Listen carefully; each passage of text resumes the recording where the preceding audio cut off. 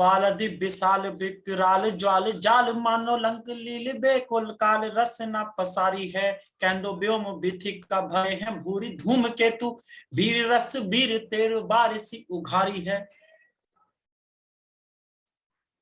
मतलब लंका का दहन हो गया है, ठीक है, लंका का दहन कर दिया गया है किसके द्वारा? तुलसीदास जी के द्वारा। और इसमें जो दृश्य है, ऐसा माना जाता है कि जो जब लंका का दहन किया गया तो वहां पर चारों ओर से 10 दिशाओं से हवाएं चलने लगी और उस जगह से इतनी तेज हवाएं चल रही थी, इतनी तेज हवाएं चल रही थी कि मानो इतनी तेज हवाएं चल रही थी कि रगड़ से हरे पेड़ों में आग लग गई थी। ऐसा एक दोहे में तुलसीदास जी अपने रामचरितमानस के दोहे में तुलसीदास जी व्यक्त करते हैं। अब वैज्ञानिक लोग का मानना यह है कि जो वैज्ञानिक उसका दृष्टिकोण है वो परमाणु बम, कुछ लोग बताते हैं कि हनुमान जी ने परमाणु बम गिराया था। जो दोहा है वो पूर्णतः इस बात को बताता है कि जिस तरह से परमाणु बम गिराते हैं वहां पर निर्वात हो जाता है उस जगह पर, और उस निर्वात को कवर करने के लिए, निर्वात का मतलब जहां बिल्कुल वायु खत्म हो जाती है, फिर उसको कवर करने के लिए चारों ओर से तेजी से हवाएं चलती हैं। तो हवा इतनी तेजी चलती, घर्षण के साथ उसमें हरे पेड़ों में आग लग जाती है। ऐसा लोग बताते हैं, सच्चाई नहीं पता, एक कल्पना भी हो सकती है। तो हम जो बात कर रहे थे कि तुलसीदास जी जो हैं वो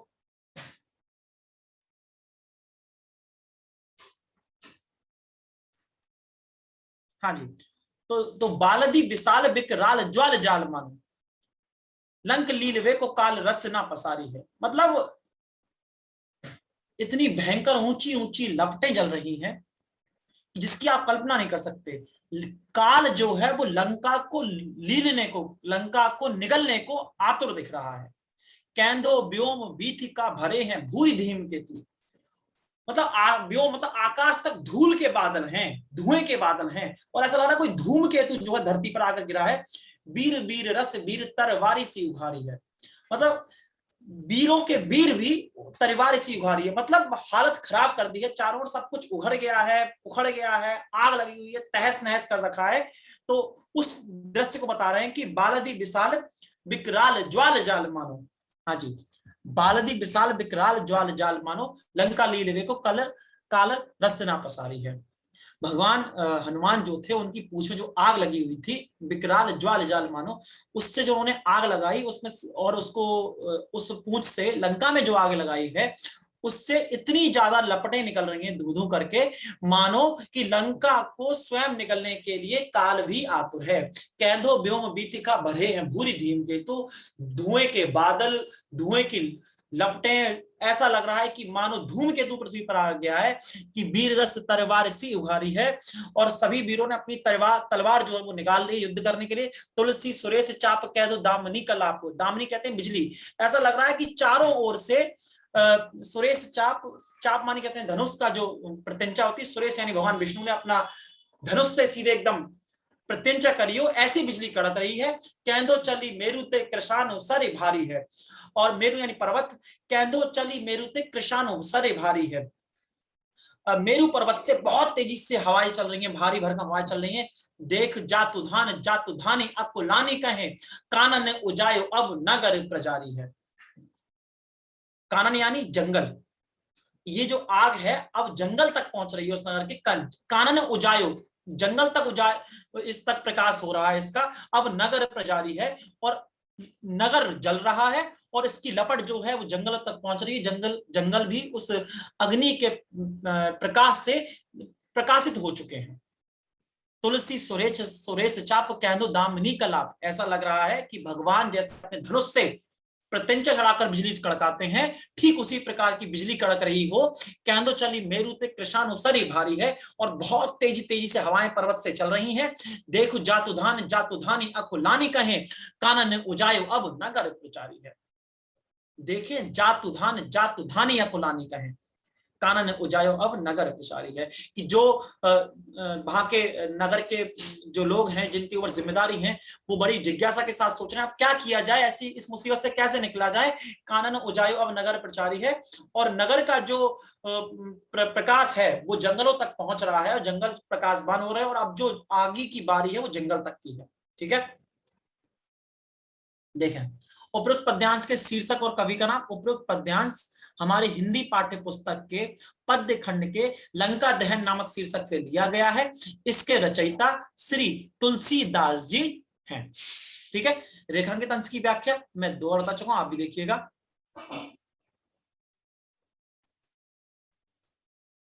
इसे देखकर लगता है मानो लंका को निकलने के लिए काल अपनी जिल्ला फैलाए। जिल्ला का मतलब जिह्वा होगा, यहाँ पर जिह्वा फैलाए है, घाटी।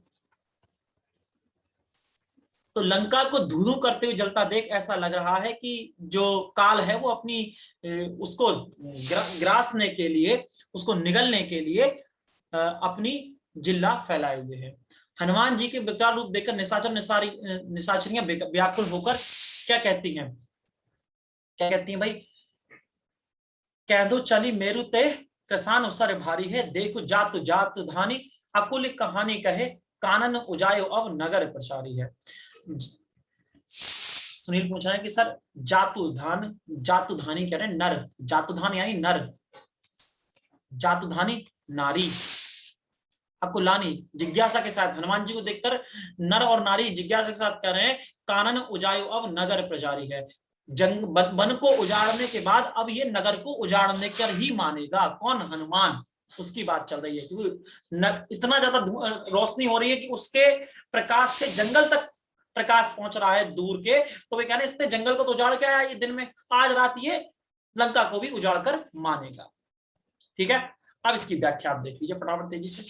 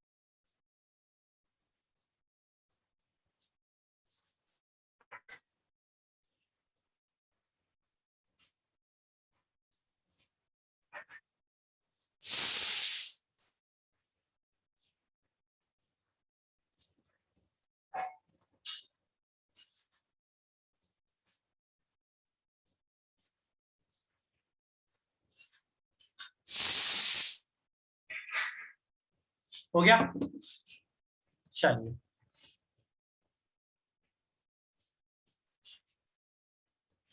Very good.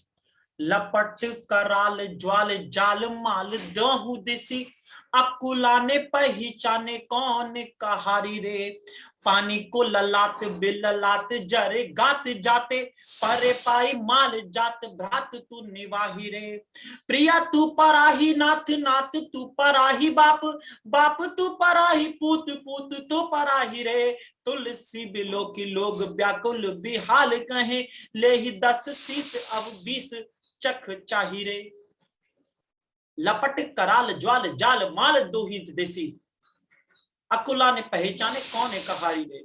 मतलब अब जनता जो है त्राहिमाम कर रही है, 10 दिशाओं में आग लग गई है, हर जगह आग ही आग है और जनता त्राहिमाम कर रही है। पानी को ललात बिल लात जरे गात जाते, पानी पानी कहते हुए लोग परेशान हैं, गर्मी से आग लग रही है। पानी को ललात बिल लात जरे गात जाते, पानी की लालसा से, पानी की इच्छा में लोग जल रहे हैं, लोग इधर उधर भाग रहे हैं। परे पाई माल जात भात तू निभाई रे, प्रिया तू पराही नाथ नाथ तू पराही बाप, बाप तू पराही पूत पूत तू पराही रे, तुलसी बिलो की लोग व्याकुल बिहाली कहे, ले ही 10 शीश अब 20 चख चाही रे,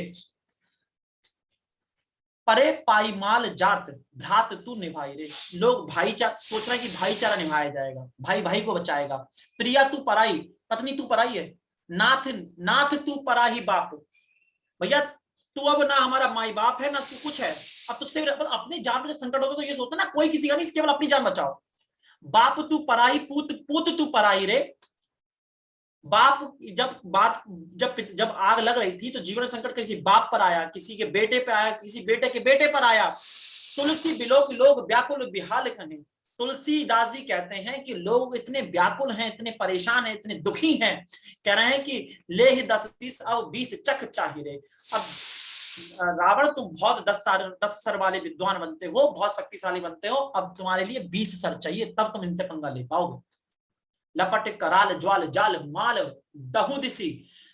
लपटकों से, अग्नि से चारों ओर जान माल की हानि हो रही है 10 दिशाओं में। अकुला ने पहचाने कौन काहिरे, कोई भी किसी को पहचान नहीं पा रहा है। पानी को ललाट बिललाट जरे गात जाते, पानी की इच्छा में लोग परेशान हैं, जल रहे हैं, व्याकुल हैं। परे पाई माल जात घात तू निभाई रे, और कह रहे हैं कि भैया तूने बड़ा अच्छा निभाया, देख लिया सब तेरा।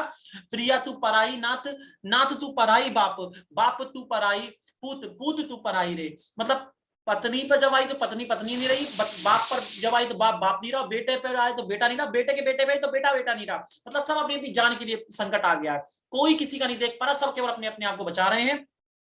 तुलसी बिलो की लोग व्याकुल बिहाल कहें। तुलसीदास जी कहते हैं कि देखकर ऐसा लग रहा है कि लोग इतने व्याकुल हैं, इतने बेहाल हो चुके हैं कि ले ही 10 शीश अब 20 चक चाहिए, कि हे रावण अब तेरी 10 नहीं कम से कम 20 सर चाहिए इन लोगों से लड़ाई करने के लिए, पंगा लेने के लिए। ठीक है, तो देखिए साहब, उपयुक्त पद्यांश के शीर्षक कवि का नाम बताइए।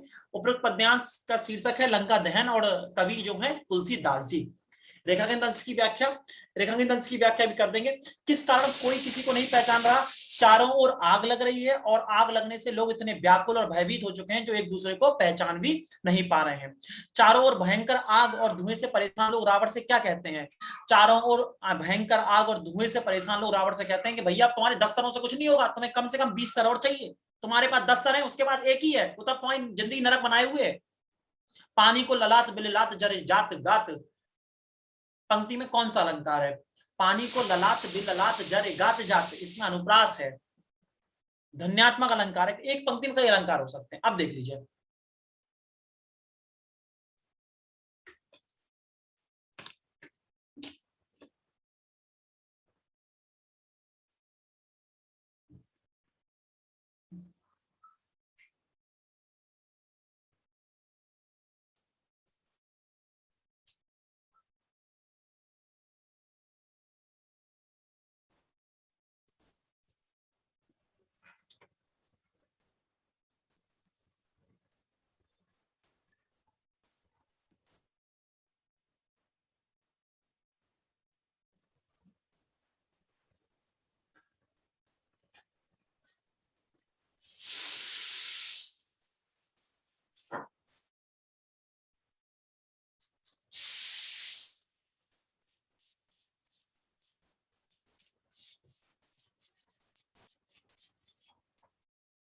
जैसे ही तुम बताइए।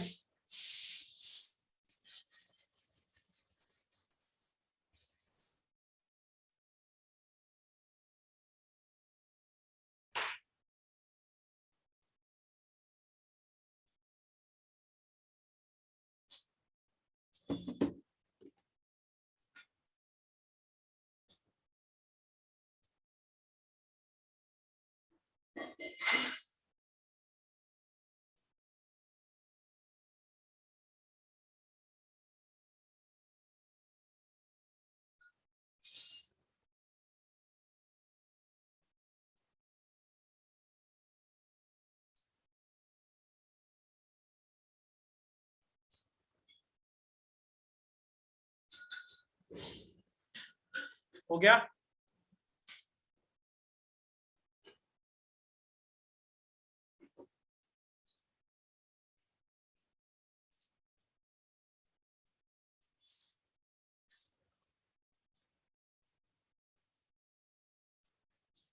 सुनील, स्वाति, अभिनव, जल्दी बताओ, हुआ नहीं?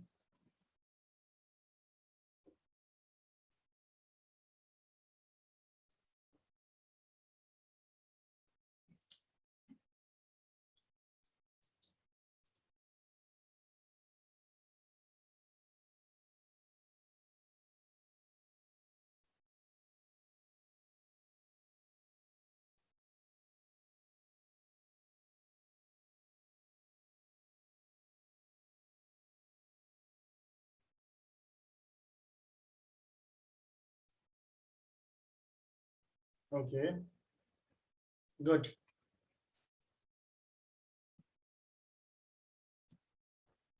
मेरे सब पुरुषारथ ठाको, विपत्ति बटावन बंधु बाहु बिन कर भरोसो काको, सुन सुग्रीव साचे हूँ मुँह पर फेरियो बदन विधाता, ऐसे समय समर संकट हो तज्जो लखन सो भ्राता, गिरी कानन जहि सखा मृग हो पुनि अनुज संघाती, है कहा विभीषण की गति रही सोच भरी छाती, तुलसी सुन प्रभु बचन भालु कपि सकल विकल ही हारे, जामवंत हनुमत बोली तब अवसर जानि प्रचारे।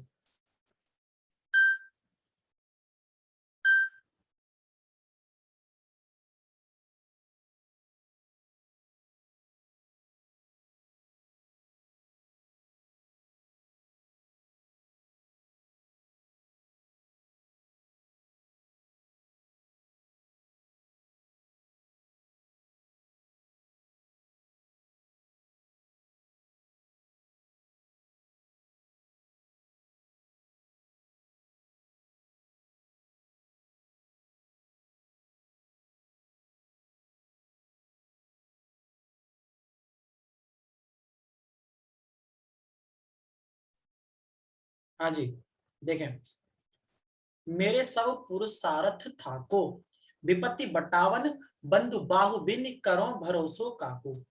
भगवान राम कह रहे मेरा सब कुछ प्रसाद उसी को था। किसको? लक्ष्मण को, उसी को है। विपत्ति बटावन मतलब विपत्ति जो संकट आया उसको जो बांटने के लिए आया। बंधु बाहु बिन करो भरोसो काको, जब उसी भाई का भरोसा नहीं रहा तो किसका भरोसा करूंगा। सुनो सुग्रीव सोचे हूं मुंह पर फेरियो बदन विधाता। सुग्रीव सोच रहा है कि ईश्वर ने मेरे ऊपर ही जो है वो जिसे कहते हैं ना कि यार ईश्वर की गति है, सब मेरे मेरे ही भाग्य की बात है। ईश्वर सुग्रीव सोच रहे होंगे कि विधाता ने मेरे साथ ही दुर्व्यवहार किया है। ऐसे समय समर संकट हो तज्जो लखन सो भ्राता। ऐसे संकट के समय तो लखन तुम मुझे छोड़कर जा रहे हो, मुझे तज कर जा रहे हो। गिरी कानन जहि सखा मृग हो पुनि अनुज संघाती। सखा मृगाती है कहा विभीषण की गति रही सोच भरी छाती।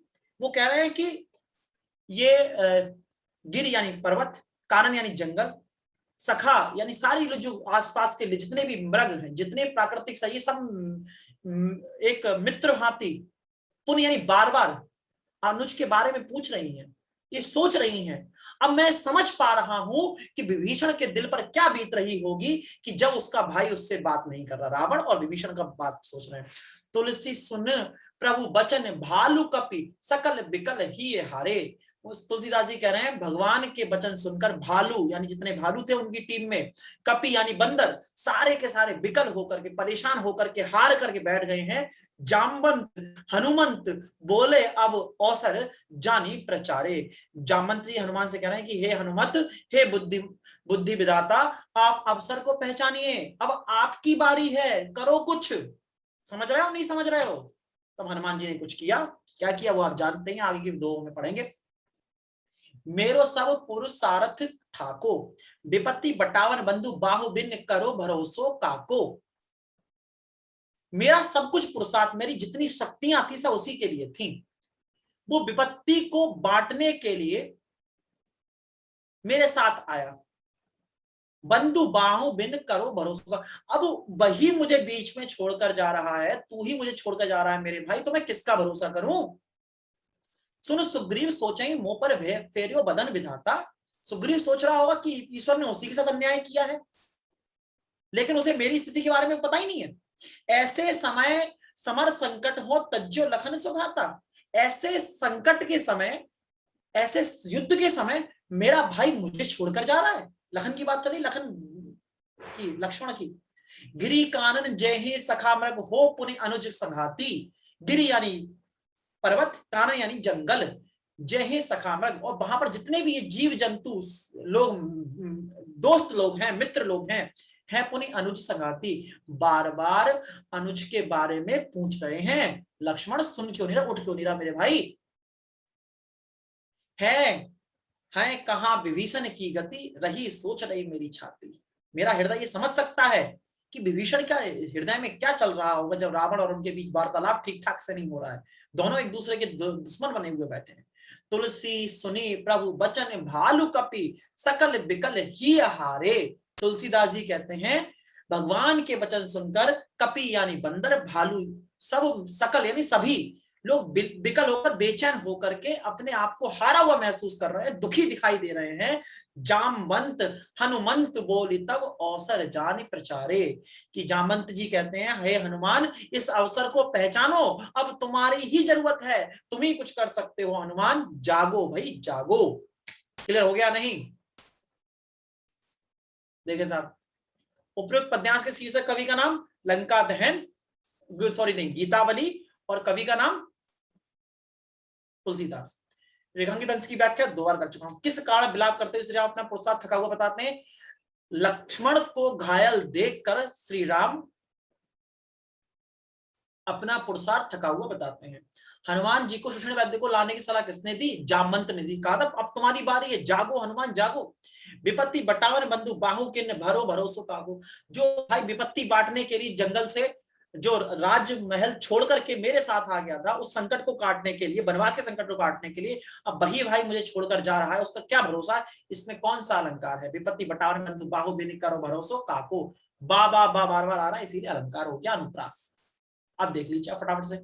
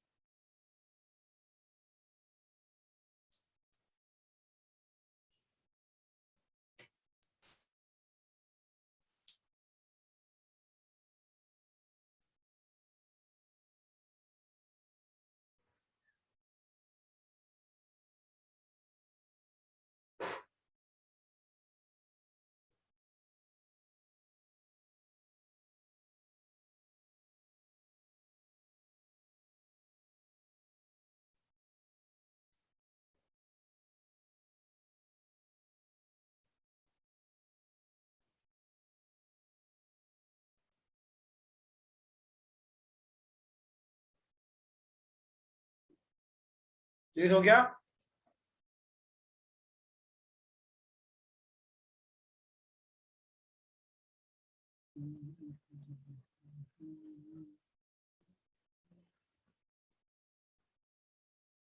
जल्दी बताओ भाई।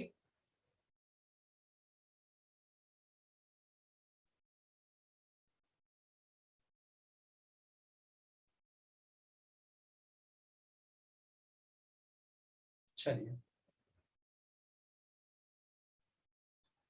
हरो चरही तापही बरत, फरे पसारही हाथ, तुलसी स्वार्थ मीत सब, परमारथ रघुनाथ।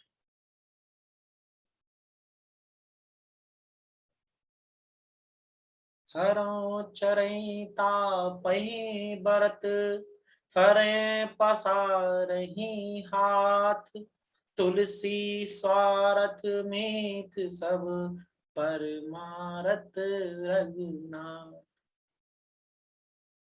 देखिए साहब क्या है इसका।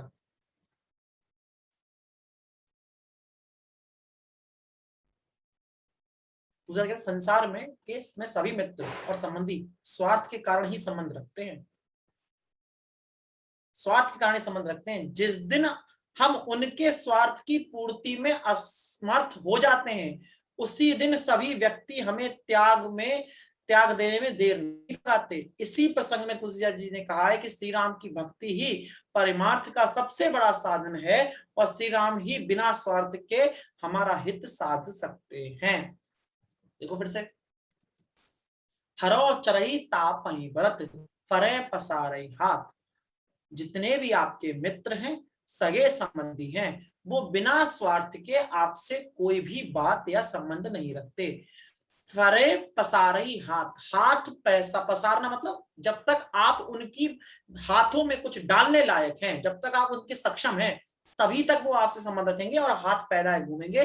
तुलसी स्वार्थ मीत सब, जितने भी मिलने वाले हैं, जितने भी प्रेमी, जितने सगे संबंधी है, सबका प्रेम स्वार्थ बस है। मीत यानी आपके मिलने वाले, आपके प्रिय लोग सब स्वार्थ बस हैं। परमारथ रघुनाथ, श्री राम का नाम ही परमारथ का नाम है। श्री राम ही हैं जो दूसरे की हम सबकी मनोकामना, हम सबकी जो इच्छाएं हैं, वो परमार्थ के लिए, दूसरों के हित के लिए स्वार्थ से ऊपर उठ करके कर सकते हैं। हरौ चरई तापई भरत फरे पसारई हाथ, तुलसी स्वार्थ मीत सब परमारथ रघुनाथ। क्लियर हो गया नहीं?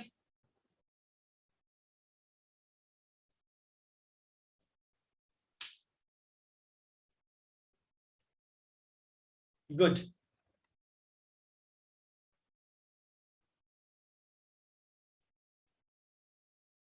शीर्षक का नाम दोहावली, कवि का नाम तुलसीदास, व्याख्या करदीस। पशु पक्षी कैसे वृक्षों को चढ़ते हैं? पशु पक्षी ऐसे ही वृक्षों को चढ़ते हैं जो हरे भरे होते हैं। हरो चरती तापई भरत, जो हरा होता है उसी की ओर सारे पक्षी बढ़ते हैं। फरे पसारई हाथ, और उसी की ओर हाथ फैलाते हैं जो सक्षम होता है। तुलसी स्वार्थ मीत सब परमारथ रघुनाथ। ठीक है ना?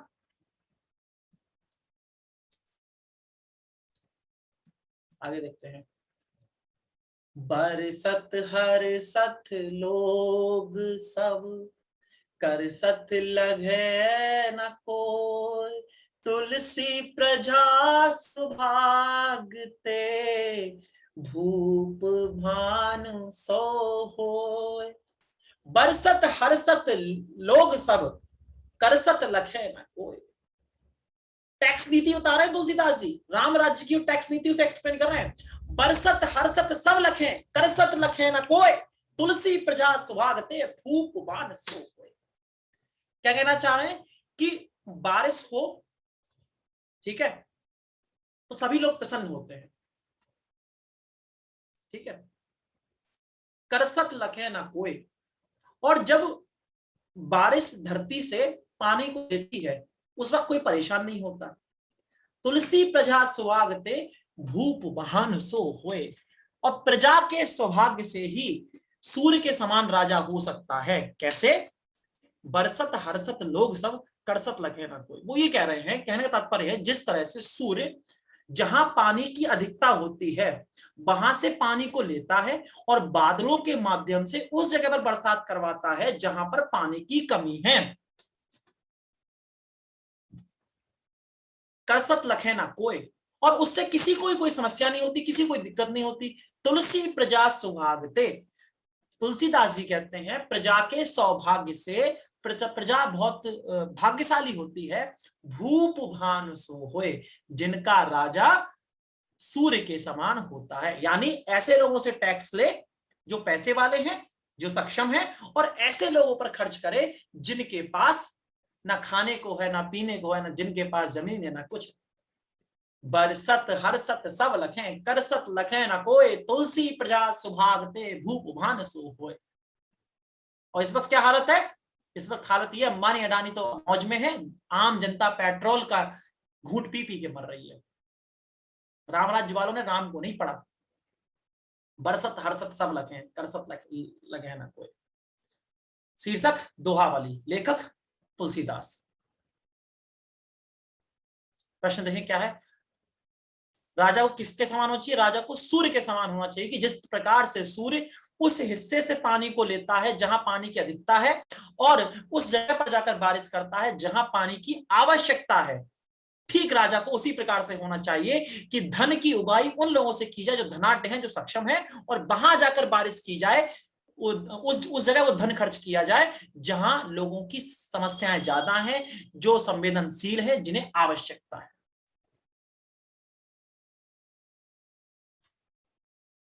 सूर्य के द्वारा किसका कर्षण किया जाता है? सूर्य के द्वारा जल का कर्षण किया जाता है, जल को सोखा जाता है। भूप भानु सो होए, पंक्ति में कौन सा अलंकार है? उपमा अलंकार है। सूर्य को की उपमा किसे दी गई है? राजा को दी गई है। ठीक है, देख लीजिए फ्रॉड जल्दी से, फिर बढ़ते हैं आगे।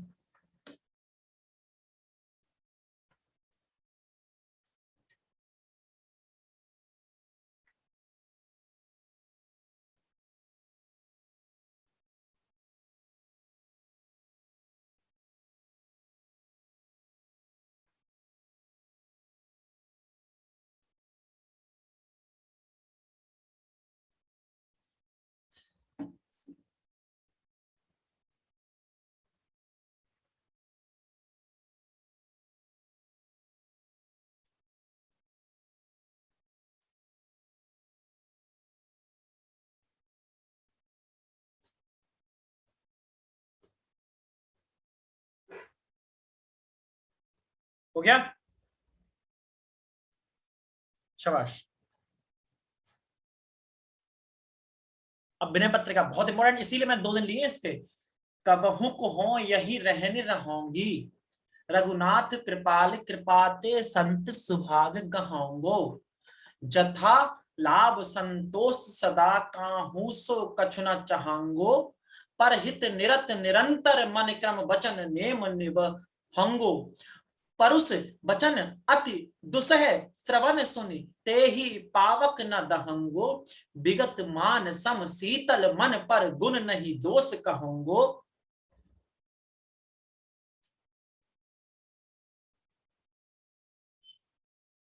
पर हरि देह जनित चिंता दुख सुख सम बुद्धि सहंगो। तुलसीदास प्रभु यही पथ रही अविचल हरि भक्त लहंगो। हुआ क्या था, तुलसीदास जी से कहा यार तुम इतने इंटेलिजेंट आदमी हो, ठीक है, इतने IAS IAS की परीक्षा दो, निकालो यूपीएससी तो कलेक्टर बन जाओ। कहने का तात्पर्य है कि अकबर ने मनसबदार कहा था कि मनसबदार बन जाओ हमारे, तुम आराम से जिंदगी काटना, हम तुमसे थोड़ी करें, तुम मुस्लिम बन जाओ, आराम से पैसा लो। और क्योंकि अकबर की क्या था, जो हिंदू विद्वान थे, जो हिंदू सन्यासी थे, उनको धन देकर उनको ये चाहता था कि हिंदुओं में मेरी पकड़ बन जाए, मैं तुलसीदास की इज्जत करूंगा तो हिंदू मुझसे प्रभावित हो जाएंगे। अब उसने ये कहा कि रहीमदास जी ने भी कहा था कि आप मनसबदार क्यों नहीं बन जाते, तो तुलसीदास जी ने कहा हम भगवान राम के नौकर हैं, ठीक है, और हम पर उनकी कृपा है, हम काऊ के मनसबदार ना बनते। तुम हमारे मनसबदार बन जाओ तो बताओ, दुनिया जिनकी मनसबदार है हम उनके मनसबदार हैं, हम तुम्हारे मनसबदार हैं, हम तुम्हारी नौकरी करेंगे? दुनिया जिनकी नौकर है हम उनकी भक्ति करते हैं, हम तुम्हारी नौकरी थोड़ी करेंगे। इन्हें गरिया दिया। अब देखें, कबहू हो यही रहने रहूंगी, तुलसीदास जी कहते हैं मैं कहीं नहीं जाऊंगा, यहीं रहूंगा। श्री रघुनाथ कृपालु कृपाते सत सुभाग गहूंगो। श्री रघुनाथ यानी भगवान राम की कृपा से, दयालु भगवान राम की कृपा से संतों के आसपास रहूंगा, उनकी वाणी सुनूंगा और उनसे ज्ञान लूंगा, यही कहीं नहीं जाऊंगा, यही रहूंगा। जथा लाभ संतोष सदा काहू सो कछु न चाहूंगो। इसके अलावा किसी से मैं इस सबसे संतुष्ट होकर के किसी से किसी अन्य चीज की इच्छा नहीं रखूंगा या कुछ और नहीं चाहूंगा। परहित निरत निरंतर मन क्रम वचन नेम निवहंगो। दूसरों के हित के लिए, समाज के हित के लिए मन क्रम वचन से लगातार लगा रहूंगा, निभाता रहूंगा। परुष वचन अति दुसह श्रवण सुनि ते ही पावक न दहोंगो। परस वचन अति दुसह श्रवण, दूसरों के जो वचन होंगे चाहे वो कड़वे वचन क्यों ना हो, उनको सुनकर भी देते ही पावक न दहोंगो। उनकी जलन से, उनके आग भरी वाणी से सुनकर भी स्वयं को नहीं जलाऊंगा, मतलब स्वयं गुस्सा नहीं करूंगा। विगत मान सम शीतल मन पर गुण नहीं दोष कहूंगा। और ये बात आप मान लीजिए कि मैं अपने आप को शीतल रख करके किसी के गुण और दोष नहीं बताऊंगा। मतलब सब कुछ से ऊपर उठे, मुझे कुछ नहीं चाहिए, किसी की तारीफ नहीं चाहिए, किसी की आलोचना नहीं करनी है, मुझे केवल यही रहना है। और मेरे आसपास जितने संत हैं जो ईश्वर की भक्ति करते हैं, ज्ञान की बातें करते हैं, यहीं रहकर उनकी बातें सुननी है, उनको सुनाना है और समाज की सेवा में निरंतर लगे रहना है, मन क्रम वचन से।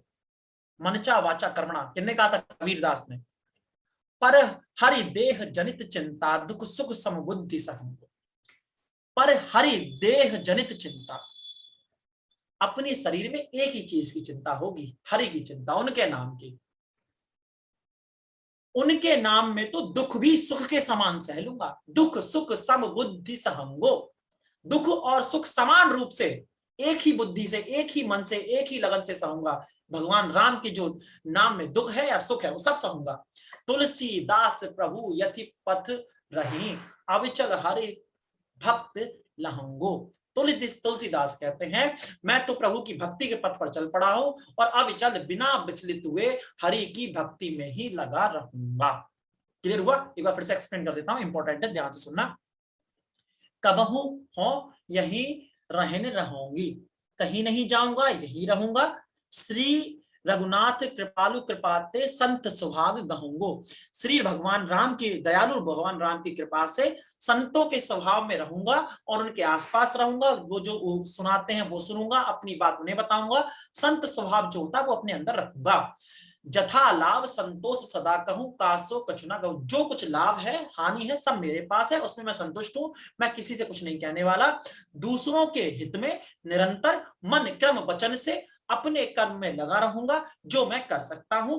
पर उस वचन अति दूसरा श्रवण, दूसरों के बोलने से और दूसरे की बातें सुनने से अपने आप को गुस्सा न दिलाऊंगा, ना स्वयं को देही पावक ना दहूंगा। उस अग्नि में, ईर्ष्या की अग्नि में अपनी शरीर को नहीं जलाऊंगा। विगत मान सम शीतल मन, पिछले मतलब विगत मान सम शीतल मन, अपने मन को शीतल रखकर, शांत रखकर किसी के भी गुण और दोष की बात नहीं कहूंगा। पर हरि देह जनित चिंता दुख सुख सम बुद्धि सहंगो। पर हरि देह जनित चिंता दुख सुख सम बुद्धि सहंगो।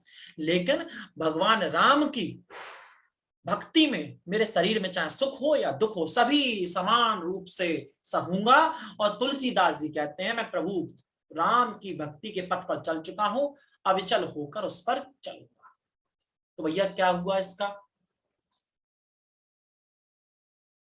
क्या हुआ? ये तुलसीदास जी द्वारा रचित विनय पत्रिका, ठीक है, उससे लिया गया है, काव्यांजलि से। तुलसीदास जी कवि हैं, ठीक है। व्याख्या एक बार जल्दी से देख लो। तुलसीदास जी रघुनाथ जी के पास से संत स्वभाव ग्रहण करना चाहते हैं। प्रश्न दे मैंने देखा, माफ कीजिएगा। हाँ ये रहा प्रश्न। तुलसीदास जी कैसा स्वभाव ग्रहण करना चाहते हैं? संत स्वभाव ग्रहण करना चाहते हैं। तुलसीदास जी कैसे वचन सुनने के बाद भी क्रोध की आग में नहीं जलना चाहते? तुलसीदास जी किसी की बुराई, किसी की अच्छाई, मतलब कोई उनकी आके बुराई भी कर दे, उन्हें अपशब्द भी, तब भी वो कोई गुस्सा और जलन, आग में नहीं जलने की बात कर रहे हैं। संतोष शब्द में संधि विच्छेद कीजिए। संतोष में समधन तोष, समधन तोष, संतोष, ठीक है। व्यंजन संधि है, जब संधि कराएंगे आपको तो समझ में आ जाएगी। राम रमापति कर धनि ले, उत्तर दीजिए, देखिए फटाफट।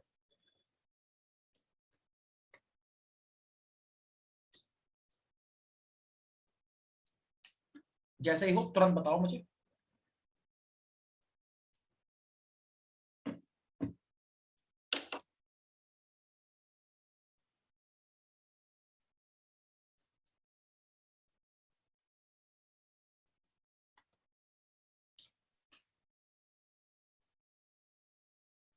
स्वाति हैंड रेस कर रही हैं।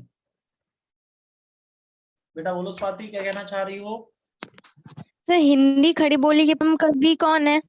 स्वयंभू माने जाते हैं खड़ी बोली के लिए तो।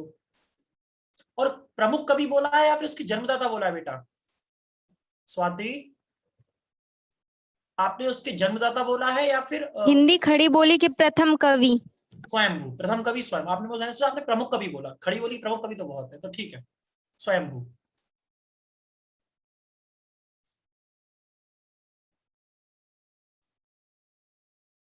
हो गया भाई?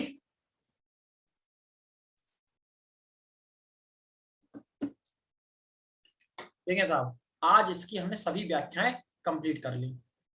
क्या कर ली? सभी व्याख्या कंप्लीट।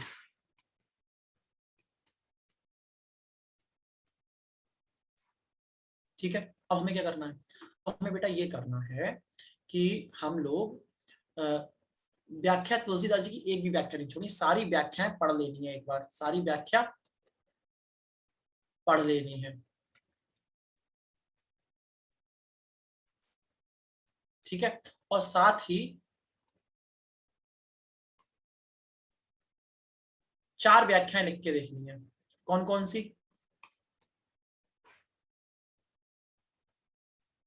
नंबर 1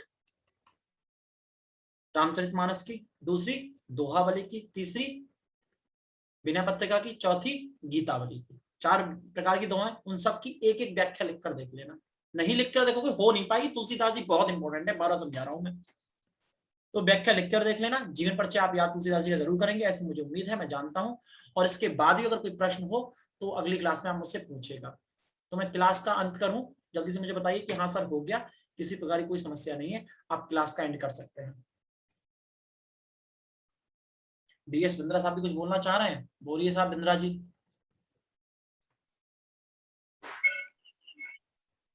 सर छायावादियों के कुछ प्रमुख कवियों के नाम बता दीजिए।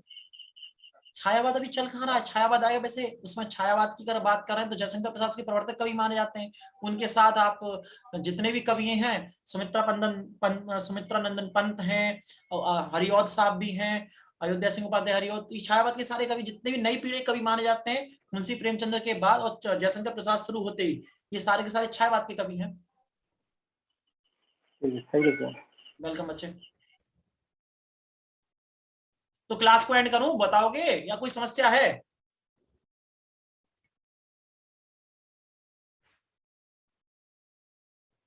ओके चलिए, मैं क्लास को एंड करता हूं।